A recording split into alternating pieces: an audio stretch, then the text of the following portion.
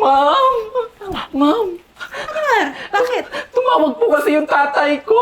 Luluwas dito sa Manila. Okay? Eh, Ano problema? ma'am, ganito kasi, ma'am eh.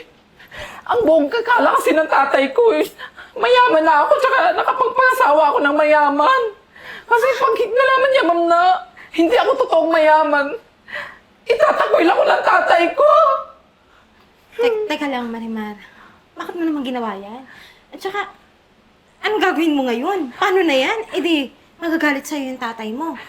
Eh, ma'am, gusto ko po sana makiusap na kung pwede magpapanggap po ako na mayaman.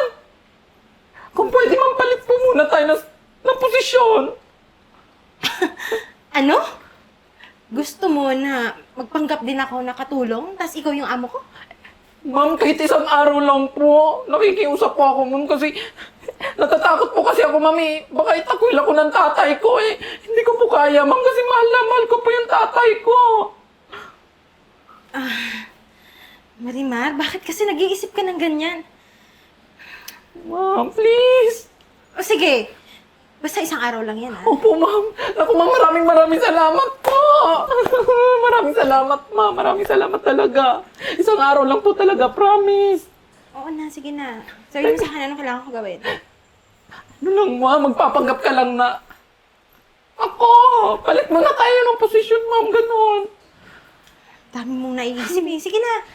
O sige na, tapusin mo na yung lalabahan mo dun, ha? Kailan ba darating yung tatay mo? Bukas daw po, ma'am, eh. O sige na, tapusin mo na yung mga gawain bahay para bukas wala ka nang gagawin. Naku, ma'am, maraming salamat talaga, ma'am, ah. O sige na. Naku, ma'am, maraming salamat talaga, ha? At pumayag kayo magpanggap akong Donya.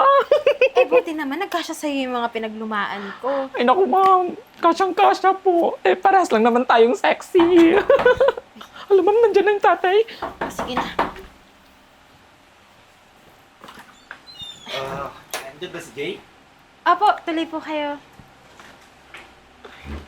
Opa! Welcome! Grabe na ah! Ang laki ng bahay mo. Ang yaman mo na. Aba, syempre naman pa. Eh, sabi ko naman sa'yo, di ba? Nakapagpangasawa ako na mayaman.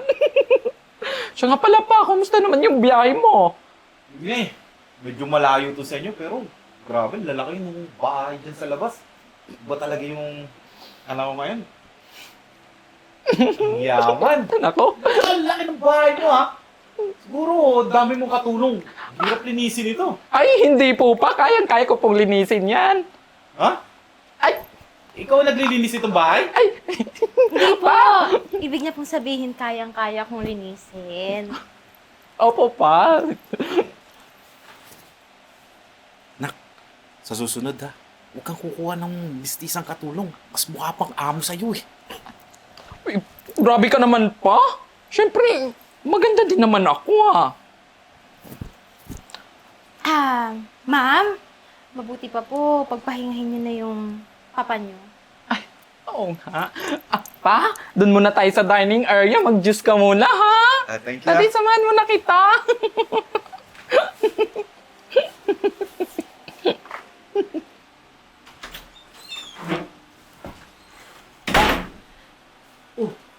Bakit yan ang damit mo? Bakit nandito ka na? Ang aga mo umuwi.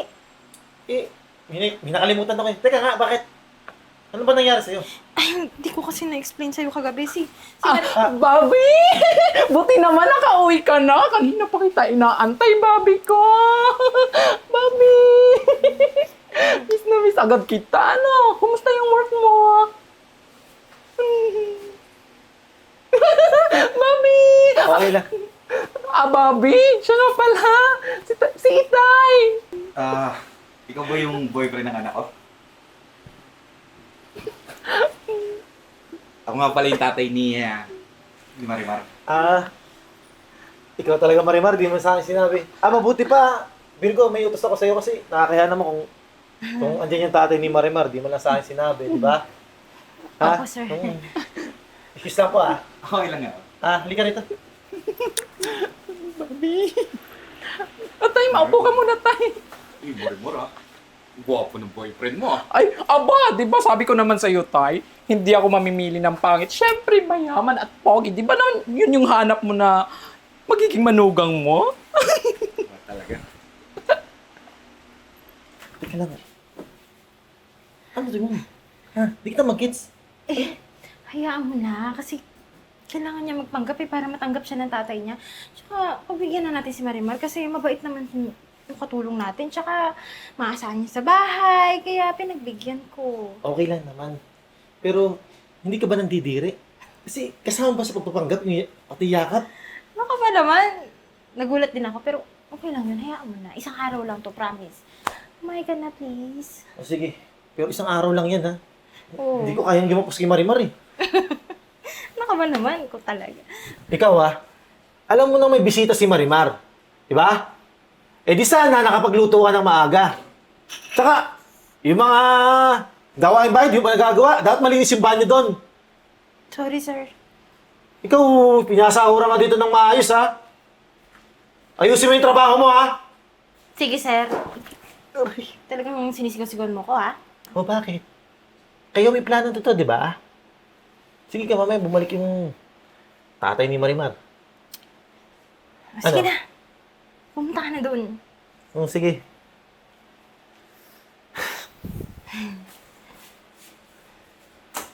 Init, ah.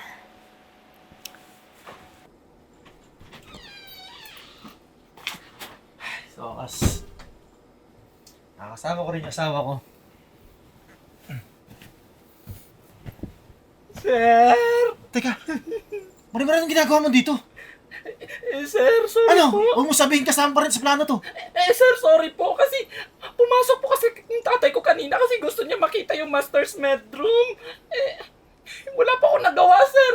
Ang bihira naman. Marimar, asan yung madam mo? Yung sir, nandun po sa maid's room. Sa kwarto ko po. Sir, sorry, sir. Sir. Akala ko kukunin na sa akin yung pagkababae ko.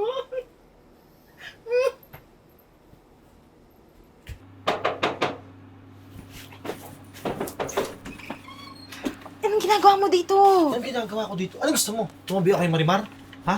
Pati ba naman sa pagtulog natin, ako yung mag-a-adjust? Mamaya mahalata tayo ng tatay ni Marimar, Eh eh. ano kung mahalata tayo? Kasi naman ganito. Ha? Ikaw, sinasabi ko sa'yo ha, lagi ka na lang ganyan, lagi ka na lang nagpupuyat. Di ba kabilin-bilinan ko sa'yo, matulog ka ng maaga kasi mamamalengke ka pa. Sorry, sir. O nga pala, yung pera andun. Kunin mo ha. Saan na ako matutulog?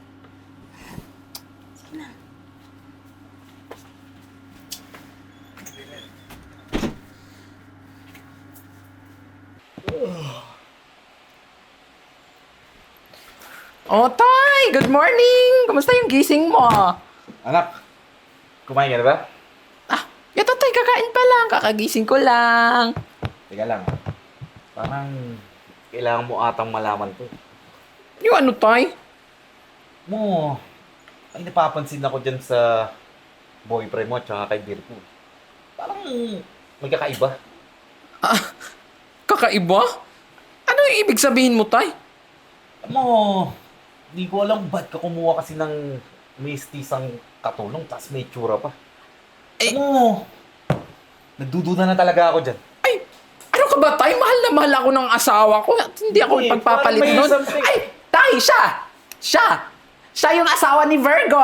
Siya yung asawa ng katulong ko. Apo. Asawa. Sigurado ka ba na asawa mo yan? Sa mistisa mo yan, mukhang ewan. Ano ka ba, Tay? Asawa ko po. Oo, Tay. Hindi lang ka panipaniwala, pero yun yung totoo. Tsaka, huwag ka na mag-isip ng kung ano-ano, Tay. Alam mo naman na mahal ako ng asawa ko. Ikaw talaga. Bahala ka.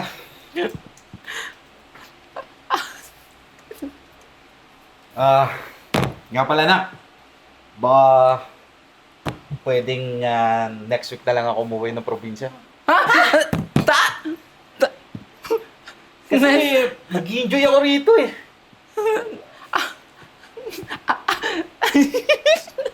Sandali lang, Tay, ha? Kakausapin ko lang sila kasi may iutos ako eh. Salit lang, ha? Ah, sige, sige, sige.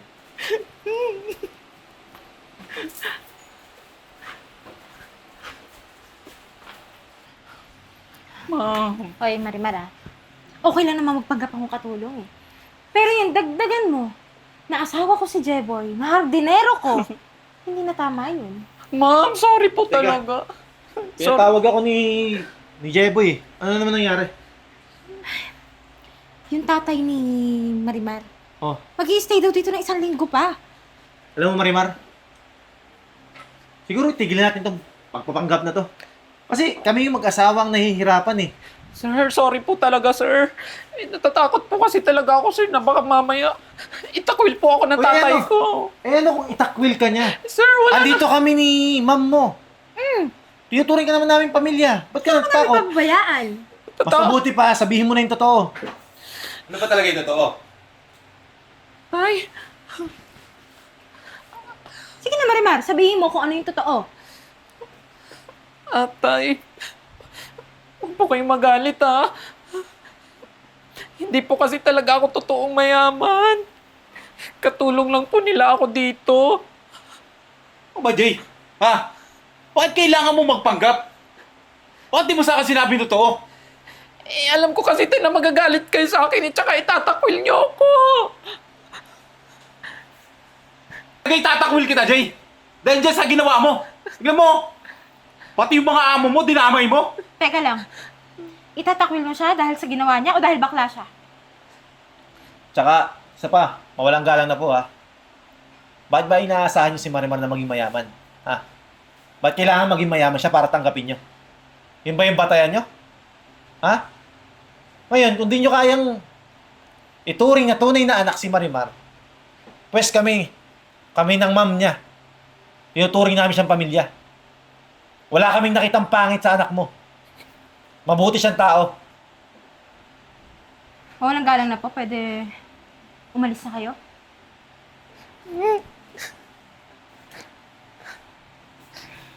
Marimar, huwag ka mag-alala, hindi kami galit sa'yo. Pero ayaw na namin maulit to, ha? Sorry po, ma'am. Eh, natatakot lang po kasi ako na pag nawala po sa akin si Itayo, wala na po magmamahal sa akin. Mag-isa na lang po ako. Marimar, pamilya turing namin sa'yo. Kahit katulong ka dito, hindi ka namin pinapahirapan. Tinuturing ka namin bilang pamilya. Tsaka isa pa Marimar, di ba may gusto naman sa'yo si Jeboy? O bakit hindi mo na kasi sagutin yun?